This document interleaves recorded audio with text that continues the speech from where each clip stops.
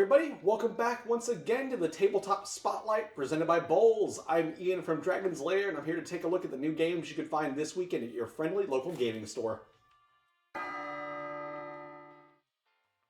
First up this week, we have the newest release from Tabletop Games in the Metal Gear Solid board game.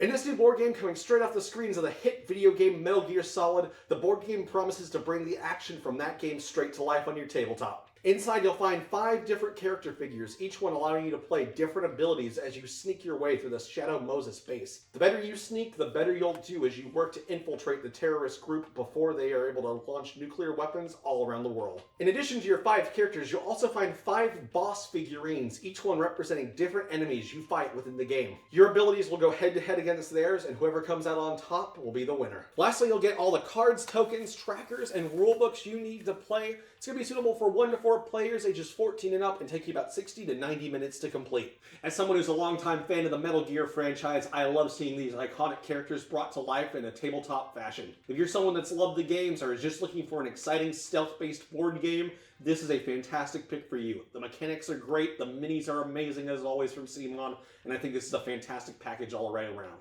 Next up this week, we have a new party game in the form of That Sound Game, a noisy game for weird people. In this new, relatively straightforward party game, your team is attempting to guess as many answers on a category card as they can within 1 minute. The catch is, however, you can only use sounds and movements with your hands behind your back. As a result, you often look like an exceptionally weird person as your friends are attempting to guess whatever you're trying to communicate through your noise and body language. I'm a big fan of party games, especially ones that are really physical, and this looks to be another great addition to my personal library. It looks fun, it looks exciting, and it looks really easy to learn, and if you have a good group of friends to play with, I think you'll have an absolutely blast of a time. Next up this week, we have another small game from Tabletop Games in the Backstory series, Alone Under the Ice. In this new little game, you take on the role of an investigator trying to find your missing brother in an Arctic environment. Each turn allows you to play different action cards that directly affect the story and how it plays out. Everything from searching particular areas to asking questions to the game itself.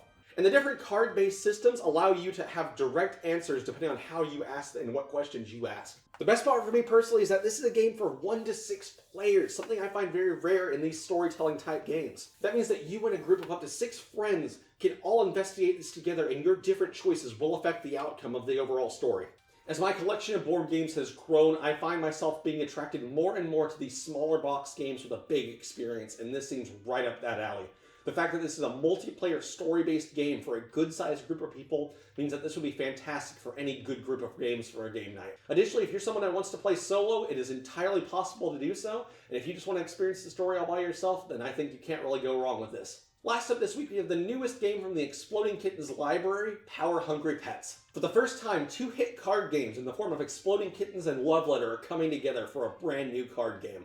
In this game, like other versions of Love Letter, you each get a card unique to yourself. Additionally, just like with Love Letter, each card has an effect that activates whenever it's played, though these are designed directly to torment the other players at your table. You'll have 2 cards each turn, but you can only keep 1. You have to decide which card you want to keep and which you'll use to obliterate the other players.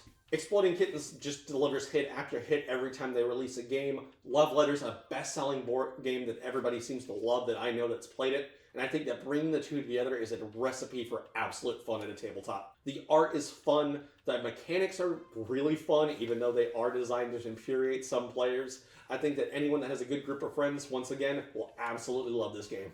And once again, these were the games of the week. You can find all this and more this weekend at your local gaming store. I'm Ian from Dragon's Lair, and I hope you have a wonderful weekend.